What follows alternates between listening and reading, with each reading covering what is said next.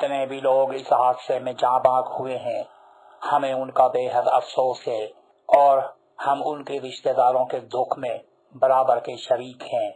यार सिंधी वॾो हादसो थी वियो। अलाए माण्हू वीचारा सड़ी खाक थी विया। पर शाबस हुजे पंहिंजे हुक्मराननि खे घटि में घटि ॾुख जो इज़हार त कयूं। तोखे छा थो लॻे इन्हनि खे वाक़ई में ॾुख आहे? हीअ कंडीशन ईअं ई आहे जीअं हींअर आऊं तोखे मथे वारी कुहाड़ी वाहे कढां ऐं अधु कलाक खां पोइ वरी ॾुख जो इज़हार करियां? पर यार ॿुधो, हादसो हिकु मुसाफ़िर जी बेवकूफ़ी जे करे पेश आयो। इल्म हुक्मराननि जो कहिड़ो ॾोह? इहा ई त जहालत आहे हिते।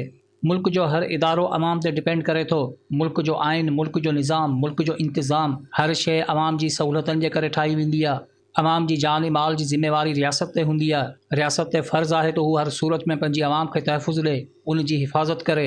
असां वटि हर इदारे जो हिकु वज़ीर मुक़ररु आहे जेको दुनिया में किथे बि कोन्हे। हर इदारे जी पंहिंजी इंतिज़ामिया हूंदी आहे, सिक्योरिटी हूंदी आहे, एडमिनिस्ट्रेशन हूंदी आहे। रेलवे वटि बि इहे तमामु शयूं मौजूदु आहिनि। इंतिज़ामिया आहे, सिक्योरिटी आहे, एडमिनिस्ट्रेशन आहे। पोइ सोचण जी ॻाल्हि हीअ आहे त 800 खां मथे मुसाफ़िर जंहिं रेल में सफ़र करे रहिया हुजनि, उते हिकु मुसाफ़िर खे गैस सिलेंडर खणण जी इजाज़त कंहिं ॾिनी? छा इंतिज़ामिया खे एतिरो अक़ल कोन्हे त हीउ गैस सिलेंडर कंहिं हादसे जो सबबु थी सघे थो? या सिक्योरिटी वारा अंधा हुआ जो उन्हनि खे इहो सिलेंडर ॾिसण में कोन आयो? रियासत जो कमु हादसनि खे मोह ॾियणु न, पर हादसनि खां बचाइणु आहे। हादसे जो सबबु कहिड़ो बि हुजे, सवाल जा निशान इंतिज़ामिया ते लॻे थो। दुनिया में रेलवे एतिरी तरक़ी कई आहे जो माण्हू कारनि खां वधीक रेल जो सफ़र करण खे तरजीह ॾींदा आहिनि, छो त उते सहूलियतूं ई अहिड़ियूं मिलनि थियूं। ऐं असां वटि 1940 वारे दौर जे बोगियुनि खे रंग करे हलायो पियो वञे।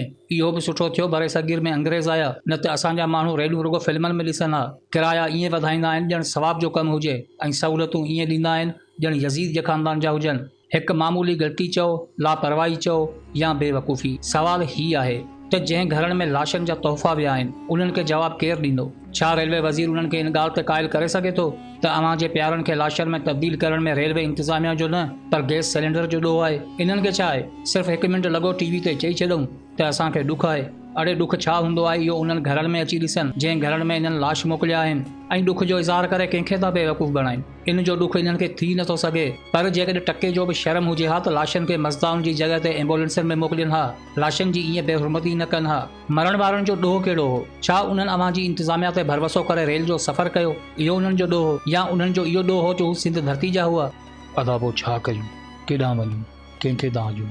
नसीबनि जे लाशनि ते नोहा ॻाइण खां बहितर आहे पंहिंजे अंदरि शऊर पैदा करे ज़ुल्म ख़िलाफ़ आवाज़ बुलंद कयूं। रियासत में असांखे लाश न, पर तहफ़ुज़ खपे, जेको ॾेई असां ते को एहसान न कनि, पर पंहिंजो फ़र्ज़ु पूरो कनि। ऐं जेकॾहिं इहो बि नथा करे सघनि त इन्हनि खे कुर्सियुनि ते वेहण जो को बि हक़ कोन्हे।